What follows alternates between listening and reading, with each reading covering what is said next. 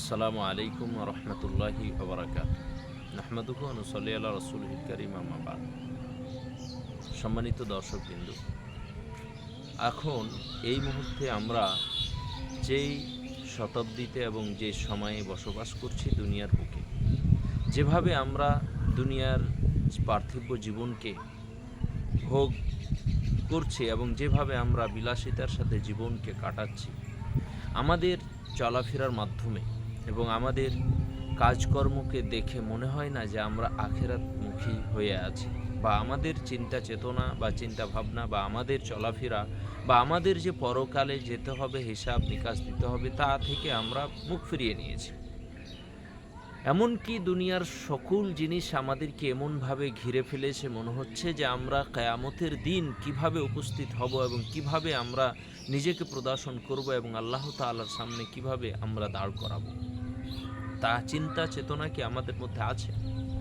আল্লাহ তাআলা কোরআন কারীমের মধ্যে বলছেন, বাল তুসিরুনাল হায়াতাদ দুনিয়া ওয়াল আখিরাতু খায়রুন ওয়া আবকা। আল্লাহ তাআলা বলেন যে তোমরা এই পার্থিব জীবনকে প্রাধান্য দিলে, অথচ আখিরাত অতীব উত্তম চিরস্থায়ী। এই দুনিয়াকে অগ্রাধিকার দিয়ে যারা থাকে তারা বুঝে না আখিরাতের মূল্য। এ কথাই চূড়ান্ত। আল্লাহ তাআলা আফসোসের সাথে মানুষকে, তার বান্দাকে কতই না ভালোবাসে। আল্লাহ তার বান্দাকে অর্থাৎ আমাদেরকে কতই না ভালোবাসে। ভালোবাসার মধ্যে দিয়ে এই কথা আল্লাহ বলছেন যে বাল তুসিরুনাল হায়াতাদ দুনিয়া ওয়াল আখিরাতু খায়রুন ওয়া আবকা। তোমরা আখিরাতকে বাদ দিয়ে এই দুনিয়াকে, পার্থিব জীবনকে প্রাধান্য অগ্রাধিকার দিলে, অথচ আখিরাত অতীব উত্তম চিরস্থায়ী। এ কথা কোরআন কারীমের মধ্যে আল্লাহ তাআলা বলেন।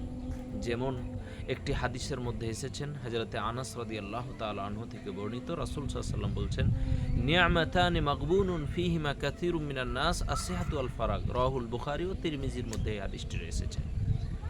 রাসূল সাল্লাল্লাহু আলাইহি ওয়াসাল্লাম বলছেন যে আল্লাহ তাআলা বান্দাকে দুইটি নিয়ামত দিয়েছেন, এমন দুইটি নিয়ামত যার ব্যাপারে অধিকাংশই মানুষ ধোঁকায় পড়ে রয়েছে।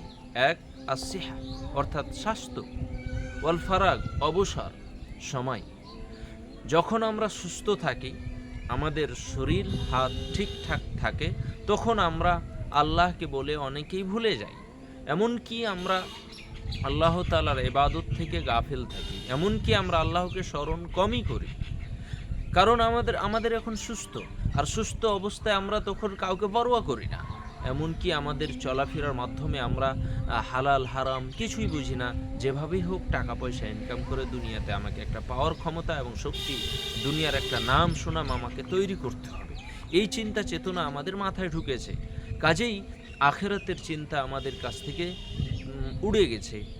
আমরা ভুলে গেছি দুনিয়ায় বসবাস করছি, এভাবেই দুনিয়ার জীবনকে আমরা ভোগ করছি।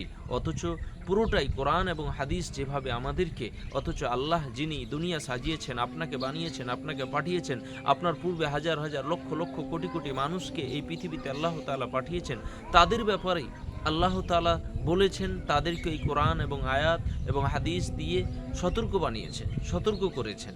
আজ আপনাকেও করছে। তো অথচ তারা, অর্থাৎ সাহাবিগণ, নাবিগণের সাথে, নবীর সাথে যারা ছিলেন, রাসূলের সাথে যারা ছিলেন, তারা জীবিত অবস্থায় জান্নাতের টিকিট পেয়েছে, তারা জান্নাত প্রাপ্ত হয়েছে এই আয়াত, এই হাদিস, এই কথা, এই নিদর্শন দেখে শুনে পড়ে। আর আমরাও কোরআন মানি, আমরাও হাদিস মানি, স্বীকৃতি দিই মনে, আমরা এই জুবানে, আমরা এই মুখে স্বীকৃতি দিই।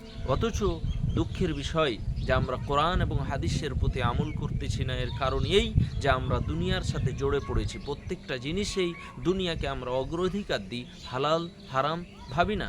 আমরা ভাবি না কোথায় আল্লাহ সন্তুষ্ট হবে, কোথায় আল্লাহ নারাজ হবে, অসন্তুষ্ট হবে।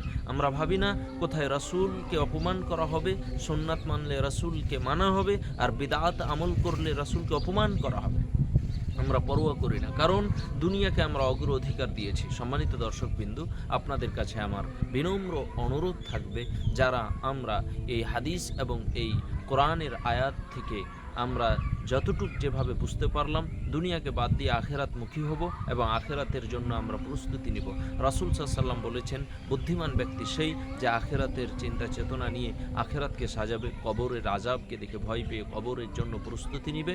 এবং ফাকাদ ফাজা ফাউজান আজিমা, আল্লাহ তাআলা কোরআন কারীমের মধ্যে বলেছেন, সফল ব্যক্তি সেই যেই ব্যক্তি জাহান্নাম থেকে বেঁচে জান্নাতে চলে গেল। অর্থাৎ যারা আখেরাতমুখী হবে, এই দুনিয়া পরীক্ষার ঘর, এই দুনিয়াকে ত্যাগ করে আখেরাতে যাবে, আখেরাতের প্রস্তুতি নিয়ে আখেরাতে পৌঁছাবে এবং এই দুনিয়ার আমল করে তারা আখেরাতে যাবে।